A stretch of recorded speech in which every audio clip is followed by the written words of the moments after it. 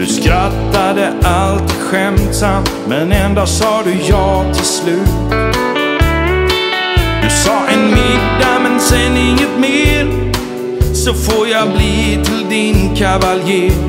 Men du ska vara hemma innan solen går ner, säger du och ler.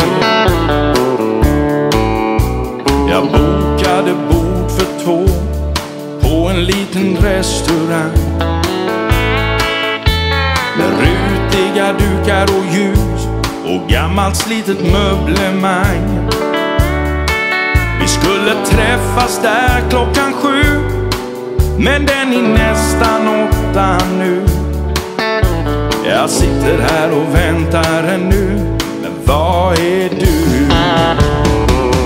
Varför leker du med känslorna som jag har för dig? Om du visste redan innan att du inte vill, varför sa du inte nej? Jag trodde faktiskt inte att du skulle vara en sån tjej. Nu står jag här med tomma ord, ett dukat bord och känslorna för dig. Det kom ett brev efter några dagar med en liten enkel rad.